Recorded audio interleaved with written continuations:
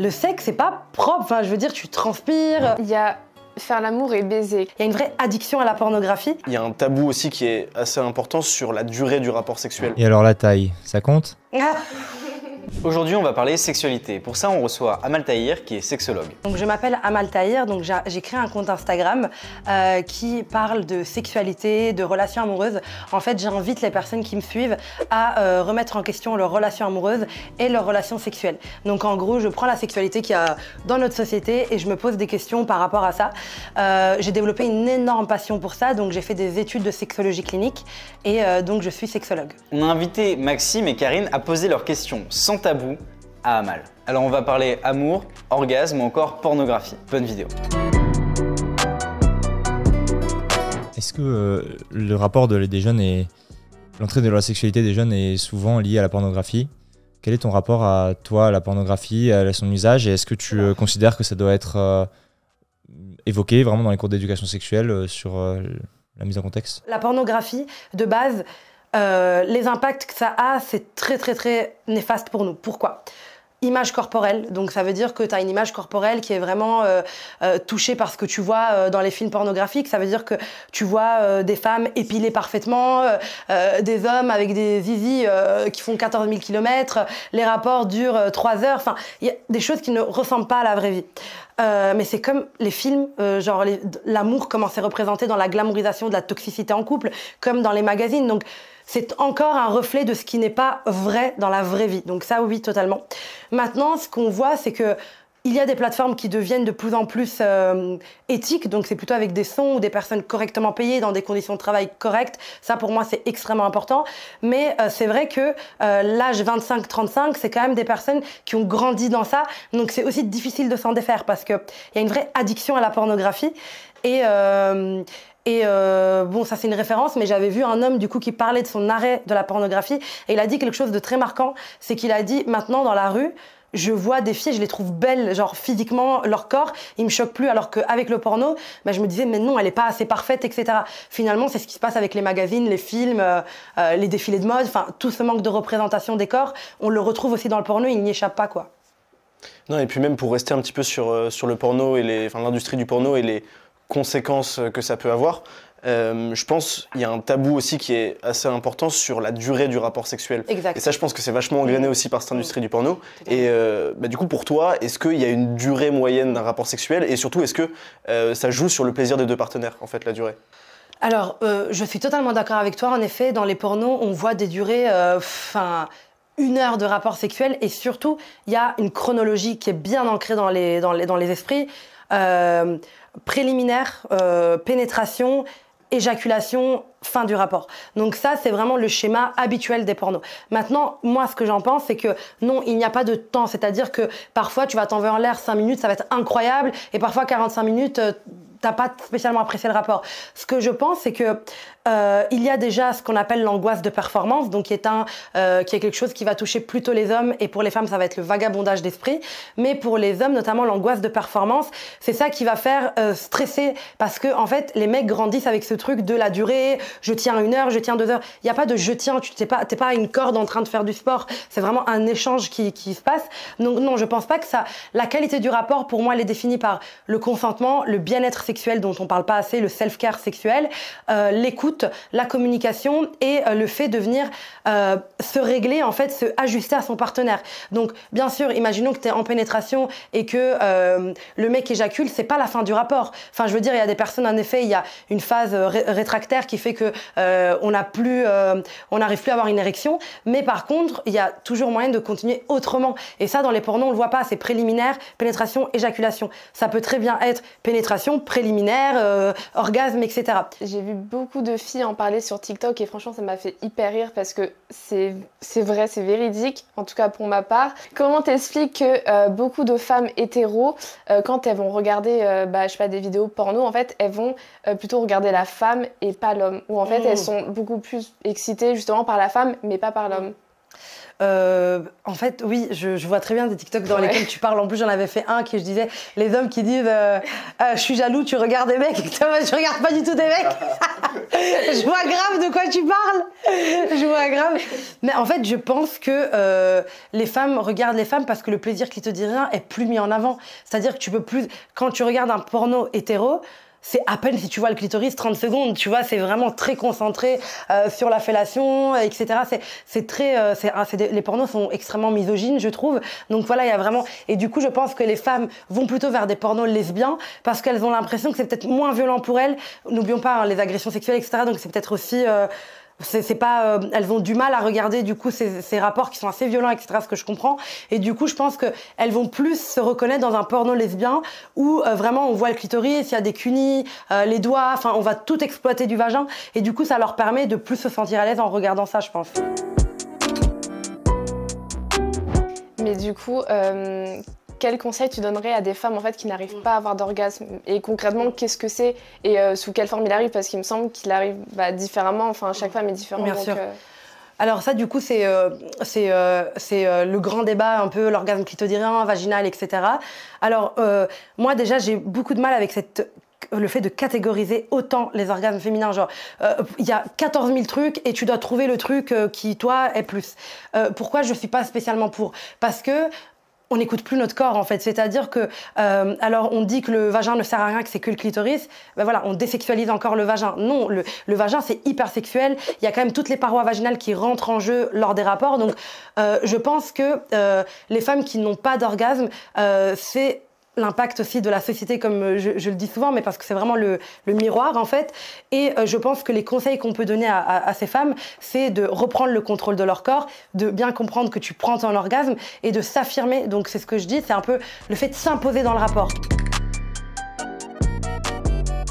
Il y a un terme qui est faire l'amour. Mais aujourd'hui, je trouve que faire l'amour, ça veut tout et rien dire en fait. Ouais. C'est-à-dire que faire l'amour, c'est quoi? Coucher avec une personne, c'est quoi? C'est à l'étape des préliminaires, c'est avant, c'est après, c'est pénétration. Enfin, il y a de la question du rapport lesbien aussi. Est-ce que pour vous, c'est quoi faire l'amour en fait? C'est à partir de quand ou... Karine? Ouais. Non, mais je pense que c'est une vraie question qui est sujette à débat en plus. Bah, en fait, il y a faire l'amour et baiser, clairement. Ouais. Okay. Pour moi, faire l'amour, genre, il y a vraiment genre l'intimité, la passion. Enfin, c'est plus, je sais pas comment expliquer. Enfin, c'est plus un partage, voilà, quelque chose comme ça. Oui, voilà, sentimental, okay. Exactement, ouais. Est-ce que ça doit être plus doux que baiser? Bah, moi, je trouve, en tout cas. Ok. Ouais, puis même au-delà de l'aspect sentimental, je parle plutôt d'un aspect presque technique. Est-ce que tu fais l'amour quand il y a pénétration ou est-ce que tu commences à faire l'amour quand c'est des préliminaires, par exemple? Ouais, dès les préliminaires. Ouais, pareil. Ouais, je pense que c'est déjà très intime, quoi. C'est déjà un moment qui est très intime. Mais par contre, je pense, je pense que faire l'amour et baiser, ça peut être la même chose, en fait. C'est simple. Enfin, tu peux très bien être hyper doux, sensuel et tout avec quelqu'un avec qui t'es genre en plan cul ou que tu viens de rencontrer. Parce que je pense que c'est vraiment les deux...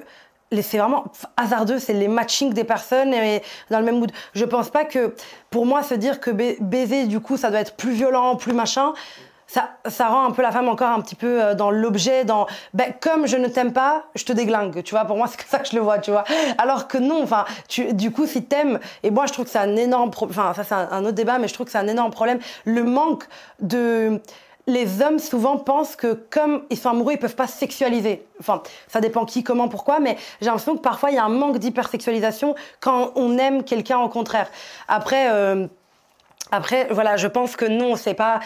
tu gardes les mêmes bases, que tu aimes la personne ou pas, consentement, respect de l'autre, respect de ses limites, respect de ce qu'elle veut pas, ce qu'il veut pas, ce qu'il veut. Ça, c'est hyper important. Mais je pense qu'on doit pas relier le couple à la douceur. Parce que du coup, y a beaucoup de gens qui sont malheureux dans leur sexualité en couple parce qu'ils ont l'impression que du coup, comme on s'aime, on se respecte. Enfin, déjà, la notion de respect dans la sexualité, moi, je comprends pas. Enfin, respect, consentement, machin, oui. Mais respect dans le sens, je te respecte, donc, voilà. Je vois pas trop, enfin, je vois le rapport mais quand je me mets en mode sexologue, non, je vois pas le rapport parce que tu ne respectes pas moins quelqu'un parce que tu couches avec de manière intense, deep, un peu baiser, genre, tu vois. Mais pour revenir sur tout l'aspect communication, par exemple, admettons que tu es avec ton partenaire et en fait, tu as envie de tester de nouvelles choses. Certes, donc tu vas lui expliquer, mais lui, en fait, n'est pas réceptif. Comment est-ce que tu fais dans ce cas-là? Genre, si il ou elle n'accepte pas, comment est-ce que tu évites tout ce qui est frustration? Par exemple, quel type de choses? Enfin, tu veux dire dans quel sens? Genre des... je sais pas, moi, de nouvelles pratiques. Par exemple, je sais pas, les sextoys ou... Ok. Peu importe. Je pense qu'à ce moment-là, tu n'as pas le contrôle parce que c'est l'autre. Tu ne peux pas lui imposer. Tu ne peux pas lui imposer quelque chose qu'il ne veut pas. Mais c'est de savoir pourquoi la personne ne veut pas. Déjà, pourquoi elle est limitée face à ça. Peut-être qu'elle a des croyances par rapport à ça alors qu'elles ne sont pas vraies. Peut-être qu'elle est tombée un peu dans les trucs de la société, genre on dit que, et puis on ne sait pas qui a dit ça, mais voilà. Et du coup, il y a ce côté-là un peu déjà à voir. Mais après, je pense qu'on ne peut pas en effet forcer quelqu'un à se dire « bon, moi, je veux vraiment essayer ». Après, est-ce que l'autre estime que c'est ta sexualité, donc tu as le droit de l'explorer avec quelqu'un d'autre? Est-ce que tout ça, c'est des conditions de couple, je pense. Mais sinon, on est trop dans une société de surconsommation du sexe. On veut tout essayer, mais on sait rien faire bien et en étant ancré. Tu vois, genre, tout le monde parle de essayer. Mais est-ce que déjà t'es bien dans la base? Tu vois, genre déjà c'est important, genre on va où là? Enfin, on se perd dans tous les sens alors que déjà c'est ancré dans les premiers pas, dans les premières choses, c'est déjà très important. Et ça, c'est aussi l'hypersexualisation de ces dernières années qui fait que BDSM, sextoy, machin, ok, c'est très bien, chacun fait ce qu'il veut, mais la base déjà, est-ce que tu es à l'aise? Est-ce que tu arrives déjà, tu te masturbes seul? Est-ce que tu arrives à te masturber? Est-ce que tu as dédiabolisé, enfin oui, ça se dit, je sais pas, dédiabolisé, ok, dédiabolisé la masturbation? Est-ce que tu es à l'aise avec plein de choses? Et puis on va voir directement dans cette société en mode, oui mais si je veux tester un plan 3, oui mais si je veux tester ça, bien sûr, mais est-ce que déjà tu as revu les bases? Tu vois, c'est comme si tu allais au collège alors que tu n'as pas fait d'école avant, tu vois. Non, et puis même, je trouve qu'il y a un truc que ça soulève dans ta question. Je pense que si une personne refuse, entre guillemets, d'effectuer un rapport, il y a un truc qui peut être hyper intéressant et ça rejoint peut-être le pourquoi, mais des fois, ça peut être un espèce de traumatisme qui a été vécu et à ce moment-là, c'est hyper intéressant, je pense, d'en discuter un petit peu en profondeur parce que ça peut te permettre de mieux connaître ton partenaire et à lui ou à elle de s'exprimer sur des sujets qui ont pu être un peu plus durs pour lui ou pour elle. Totalement. Quand on prend la sexualité de quelqu'un, je rebondis sur ce que tu dis, quand on prend la sexualité de quelqu'un, on prend aussi parfois les côtés traumatiques, difficiles. Enfin voilà, on sait tous qu'il y a des choses vraiment traumatisantes qui se passent dans la sexualité. Donc il y a aussi ce côté où on accueille et même l'autre côté de la sexualité. Et il faut être capable d'en parler et de soutenir la personne, même si c'est un plan cul. Enfin moi j'ai beaucoup de mal avec ça, mais il y a vraiment cette... on rend les plans cul tellement objets, tu vois, ça me rend ouf quand j'entends ça. Non mais moi je dors pas avec mon plan cul, je regarde pas de film, je échange pas avec. Mais genre, les femmes tombent pas amoureuses en 30 secondes. Enfin, il y a toujours cette peur, soi-disant, de l'homme que la femme tombe amoureuse. Au pire, personne t'oblige à sortir avec. De un, t'es libre. Et de deux, je pense qu'il faut quand même cultiver la sexualité, peu importe la relation, même si c'est un plan cul, t'as quand même envie de passer un bon moment. Et pour cela, il faut communiquer avec la personne, quoi.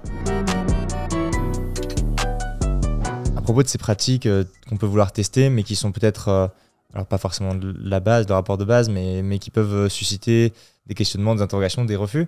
Il y en a un qui est la stimulation de la prostate chez les hommes, dans des couples hétérosexuels où c'est moins habituel que des couples homosexuels. Selon toi, Amal, est-ce que c'est un symbole d'une virilité un peu abusive que de refuser? Est-ce que comment tu fais pour ouvrir le débat et aller vers des pratiques comme ça? Je pense que si un mec voulait me mettre un truc dans mon anus et que je voudrais pas et qu'il me dit que ça manque de féminité, je serais fâchée. Donc je pense que, pareil, je pense que c'est pas un truc de virilité. C'est que il faut bien comprendre que les femmes et les hommes ne grandissent pas dans la même vibe sexuelle. C'est-à-dire que il y a tellement de choses en fait qui se passent durant l'adolescence, durant tout ça, qui font que bien sûr, oui, il y a plein d'hommes qui sont réticents, mais je pense pas que ça veut dire quoi que ce soit. La personne peut très bien être en train d'évoluer sur plein de choses, et peut-être que à un moment donné, elle va enlever le stéréotype que tout le monde a, la prostate, c'est pour les personnes homosexuelles, machin, mais peut-être que pour le moment, elle n'est pas encore prête en fait à le faire. Donc non, de un, je pense que ça veut rien dire, à part que la personne a vécu sur la planète Terre et que du coup, elle a été, comme beaucoup de personnes à ce moment-là, elle a eu des réticences vis-à-vis de ça, ou elle a cru que c'était une pratique dédiée à une certaine orientation sexuelle qui n'est peut-être pas la sienne, donc elle a peur de que quelqu'un lui dise oui, du coup, toi, t'es gay, machin, etc. Enfin, on connaît l'homophobie, etc. Donc voilà, je pense que d'un côté, c'est normal, ce n'est qu'une conséquence de tous ces comportements problématiques tels que l'homophobie, tels que la stigmatisation de certaines sexualités. Mais je pense qu'en effet, tout le monde a le droit de refuser, et j'en parle souvent, le consentement, c'est hyper important dans le couple, mais aussi pour les hommes, en fait, parce qu'on a l'impression... Dans nos têtes, on part du principe que les hommes, c'est genre, ils veulent que coucher tout le temps et ils veulent tout faire tout le temps et ils peuvent rien dire, enfin, pas dire non. Je pense que c'est quand même important de se dire que c'est important dans un couple hétérosexuel en tant que femme de laisser cette marge de manœuvre à son partenaire et lui faire sentir qu'il est en sécurité dans cette relation, en tout cas, et de lui dire, en fait, ici, t'es à l'aise de t'exprimer, donc si t'es mal à l'aise par rapport à une pratique, dis-le. Si t'as pas envie de faire quelque chose, ça ne prouve rien sur le fait que tu sois un homme, tu vois. Genre, je pense que c'est important, ouais. Ouais, et puis à l'inverse, si justement c'est un truc dont il a envie ou c'est pas forcément facile d'en parler non plus, encore une fois, par le produit de sa société, justement, effectivement, ouvrir le dialogue à ce sujet-là, ça peut être intéressant aussi. Exactement, de lui faire savoir que tu ne vas pas remettre en question à sa place sa sexualité, il n'y a que lui qui peut le faire déjà. Définir sa sexualité, je pense que c'est personnel, mais que tu vas pas le juger s'il en a envie, par exemple. Il y a un espèce de mythe, ou pas d'ailleurs, tu pourras nous le dire, sur l'orgasme vaginal. Est-ce qu'en fait, on peut vraiment parler d'orgasme vaginal dans la mesure où en fait, ça reste une stimulation du clitoris? Oui, parce que le vagin, il est archi puissant, genre il a ses propres parois qui peut... Parce qu'en fait, voilà, ok. Donc en fait, Attends, je formule le truc dans ma tête. Ok, donc le vagin, en fait, on croit que c'est un trou. Donc attends, comme ça, genre un trou comme ça, ok. Donc on croit que le pénis, il vient dedans comme ça. Mais en fait, pas du tout. Le vagin, c'est plutôt... on est plutôt sur un truc anatomique voluptueux. C'est plus une... tu vois que... Tu vois ce que je veux dire? C'est vraiment... C'était pas... C'est très imagé. Voilà. C'est pour ça qu'en fait, le bassin est extrêmement important dans les rapports. C'est pour ça que les filles ont dit, ouais, les marteaux-piqueurs. Oui, qu'est-ce qu'on veut dire par là? On veut dire ça, genre, c'est rien parce que c'est pas un trou, mais comme ça a été très péjoratif pendant longtemps, le trou, machin, nanana, où genre les mecs qui faisaient croire que plus t'avais de partenaires, plus ton trou s'élargissait. Enfin, je sais pas si vous avez vu, voilà. Ça, c'est totalement faux déjà. Et de deux, c'est parce que, en fait, si on peut parler d'orgasme vaginal, enfin je sais que je suis peut-être le 1% en France qui croit encore, mais moi j'y crois parce que en fait les femmes qui expérimentent les orgasmes du vagin, elles savent que ça ne vient pas totalement du clitoris. En fait, le clitoris mesure 11 cm, donc on est en moyenne. On est sur une partie externe et une partie en effet interne. Et c'est vrai qu'en fait le clitoris, en fait, c'est pas juste une partie anatomique comme ça. Ça a des racines. Donc oui, c'est vrai que tu vois, ça peut englober. Mais il y a aussi, par exemple, l'orgasme qui vient du col de l'utérus. C'est pour ça que la position de levrette est aussi connue, machin. C'est parce que ça va aller directement sur le col de l'utérus. Et du coup, le col de l'utérus peut procurer du plaisir aussi. Il y a l'orgasme anal aussi, par exemple, chez les femmes. Enfin, tu vois, en réalité, si on peut parler d'orgasme vaginal, parce qu'il y a des orgasmes qui ne viennent pas spécialement du clitoris. C'est le vagin qui va porter aussi un certain plaisir. Et en fait, c'est à force de dire « Ah non, il n'existe pas, ah non, il n'existe pas ». Et en fait, on calcule plus du tout le vagin. Et on s'est mis en tête que orgasme, clitoris externe, donc la masturbation plutôt sur le clitoris de manière comme ça, tu vois. Alors qu'en fait, non, enfin, l'intérieur aussi a beaucoup de choses à faire, quoi, tu vois, donc voilà. Mais il est difficile à atteindre, entre guillemets, c'est parce qu'il n'y a aucune sexualisation vaginale de la part déjà des femmes seules dans leur vie. Quand elles se masturbent, il y a beaucoup de femmes qui diront qu'elles se masturbent comme ça, tu vois. Et pas en se doigtant elle-même ou etc. Parce que tout simplement, il y a le vagin, c'est pour les rapports. Donc en fait, comment tu veux que ton vagin dise « Ah, je suis là pendant les rapports à deux » si quand toi t'es seule, tu le calcules pas plus que ça et c'est voilà. Du coup, déjà, il y a cette partie où il y a un besoin de sexualiser à nouveau le vagin seul. Et puis, il y a aussi un besoin je disais donc l'empowerment sexuel, par exemple, en missionnaire, de bouger le bassin. Donc la femme aussi, bouger son bassin pour aller voir à quelle densité, parce que c'est pas une question de vitesse, c'est une question de densité, tu veux aller pour ton orgasme, quoi. À quel point est-ce que toi tu remarques en tant que praticienne, sexologue, que ce que les gens disent ou assument de leur sexualité diffère de ce qu'ils font vraiment? Je pense à la masturbation pour les femmes, qui est un sujet qui est parfois difficile à assumer, mais également dans les pratiques sexuelles en couple, on parlait de la stimulation de la prostate, du BDSM. Est-ce que les gens mentent ou ont une forme un petit peu de parade, de façade en public par rapport à ce qu'ils font en privé? Bien sûr, parce que on n'est pas quand on est face à notre groupe social, on n'est pas dans le même état que quand on est face à quelqu'un à poil et on se sent vulnérable. Déjà, le fait d'être à poil, c'est quelque chose d'assez vulnérable. Donc oui, bien sûr, je trouve que oui, les gens, de manière générale, vont embellir leur sexualité et ils vont embellir. Mais maintenant, avec la libération de la parole, bon, tu vois, avec la libération de la parole, les femmes osent plus dire quand c'était pas bien, parce qu'avant on disait toujours ouais c'était cool machin, alors que maintenant elles peuvent juger, elles ont un certain truc en mode oui non là j'ai préféré ça. Après moi je crois pas trop bon ou mauvais coup, je crois plutôt au qu'est-ce qui s'est passé à ce moment-là, dans quel contexte vous étiez, est-ce que t'as communiqué, est-ce que t'as machin. Donc voilà, je crois pas trop bon mauvais coup, c'était incroyable, basé sur quoi, sur ton expérience personnelle, laquelle machin, enfin il y a tellement de trucs. Mais je pense de matching aussi peut-être, oui, juste des personnes. Totalement, mais ça c'est ouf parce qu'il y a aussi ce côté alchimie dont on parle pas assez et n'importe quel sexologue peut rien y faire. Il y a un côté alchimie ou paf, mais ça se construit aussi bien sûr, donc voilà. Mais je pense en effet que les gens, oui, n'ont pas tendance à toujours dire la vérité en termes de cul, ouais. Quel est ton avis sur le sexe pendant les règles? Parce que moi j'ai pu lire plusieurs fois des hommes qui disent « les règles c'est dégueulasse, cela ça sent pas bon », enfin... Je pense que c'est vraiment personnel, genre dans le sens où déjà avant que les hommes donnent leur avis, est-ce que les femmes sont à l'aise avec ça?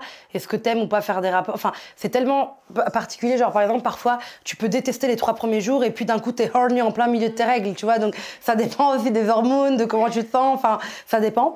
Mais je pense que c'est un choix qui appartient du coup à la personne qui a ses règles, voilà. Du coup ça dépend de la personne, est-ce que elle est à l'aise ou pas, mais je peux comprendre qu'il y ait des personnes pas à l'aise, ça dépend aussi de ta relation au sang. Enfin, tu sais, il y a des gens qui ont, comment on appelle ça, hémétophobes? Ouais, c'est un truc genre hématophobe ou un truc du genre. Ouais, ou c'est pas ceux qui ont peur du vomi, les hémétophobes? Ah ouais. Ah ouais. Dernière fois que j'essaie de sortir ma science. Du coup, il y a un nom pour les phobiques du sang. Enfin, donc je peux comprendre. Je pense que c'est vraiment encore une question de matching. Est-ce que moi déjà qui ai mes règles, est-ce que j'ai envie? Et toi, est-ce que tu es à l'aise avec ça? Et puis, il y a des petites techniques sous la douche et tout, quoi. Il faut pas hygiéniser le sexe, déjà. Enfin, hygiéniser, ça aussi, je sais pas si ça se dit vers la fin, là, j'invente des mots, là, fait tout ça faire mal. Mais on stérilise trop le sexe, on n'est pas dans une salle d'op, tu vois. Enfin, je veux dire, on n'est pas dans une salle d'op, on n'est pas dans un truc stérile.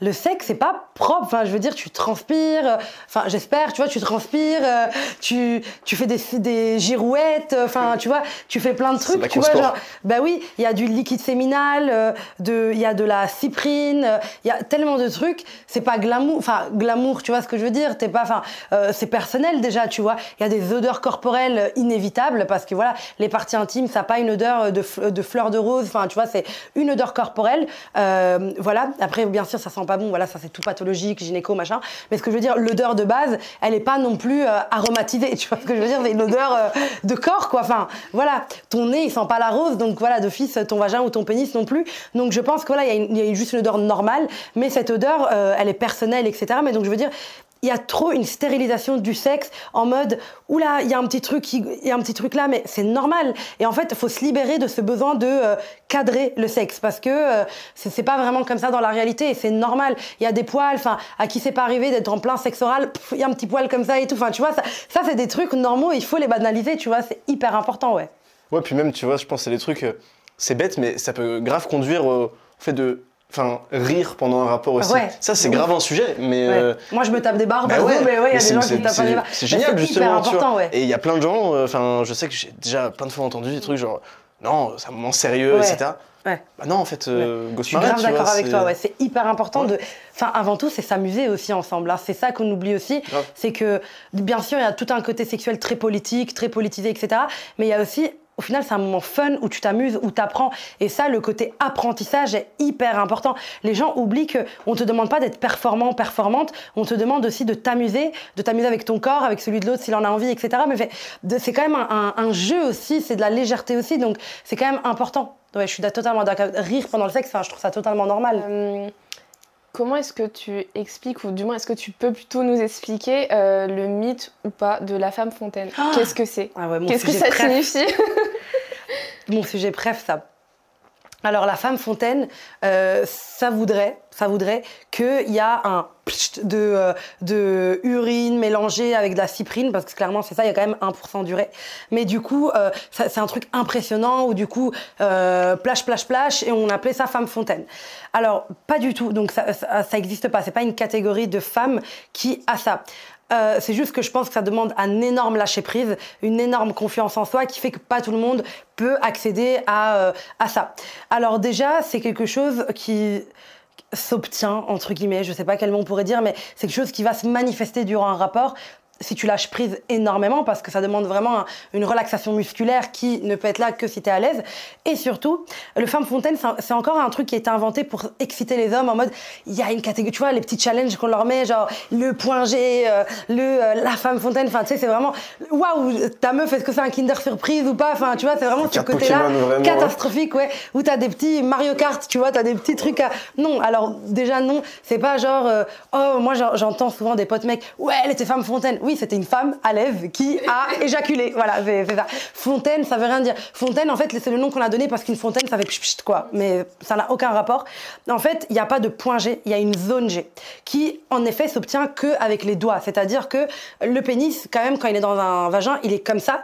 Alors que les doigts peuvent se crocher. Donc, c'est vrai qu'en stimulant cette zone G, il n'y a pas un point, un bouton magique. Pareil, le bouton magique, il existe vraiment pour mettre un petit challenge aux hommes, trouve le point, tu vois, alors que non, il n'y a pas de point. Enfin, voilà. C'est une zone stimulée que toutes les femmes ont sans aucune exception, qui fait qu'on pourrait éventuellement, du coup, avoir ce squirting qui est donc la conséquence de la stimulation prolongée de la zone G. Du coup, voilà. Et petit aparté, mais il faut que je le dise, parce que tout à l'heure on parlait de vagin avec toi, tu sais, le fait que l'organe vaginal, la zone G, c'est dans le vagin, tu vois, enfin par exemple, tu vois. Et pourquoi on a besoin de la sortir? Non, c'est dans le vagin, donc si tu as un organe via la zone G, c'est le vagin, tu vois. Donc voilà. Mais oui, bien sûr, les femmes fontaines, c'est un mythe. C'est encore le petit truc des défis et Mario Kart, comme je l'appelle. Mais non, toutes les femmes ont la possibilité. Il y en a qui ont du plaisir quand il y a du squirting. Il y en a pas du tout. Donc en réalité, c'est très personnel. Et il faut bien différencier le squirting, donc le jet de cyprine mélangé avec un petit peu d'urée qui va sortir en forme de jet, et l'éjaculation féminine qui est plutôt blanchâtre et que c'est plutôt vraiment une vraie éjaculation qui coule entre les lèvres et pas du tout en... Tu vois. Et alors la taille, ça compte? De quoi? La taille du pénis. Ah, c'est la taille du pénis.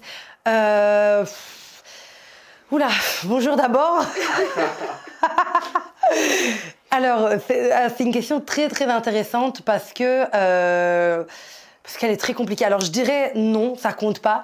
Ça dépend. Il y a une balance quand même dans le sexe, tu vois. Donc je dirais oui et non. Enfin, donc est-ce que ça dépend aussi des matchings? Ça veut dire que un pénis dans le vagin d'une certaine personne, il va être grand, et dans un autre, ça dépend aussi des corps. Donc je pense que ça dépend de avec qui on est en train de coucher là maintenant. Donc je pense que ouais, il y a un côté aussi aléatoire. Et gros pour moi n'est pas gros pour toi ou gros pour toi. Donc ça dépend aussi de quoi.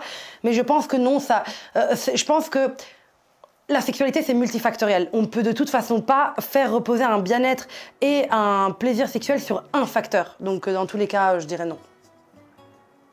Merci Amal. Merci Maxime. Merci Karine.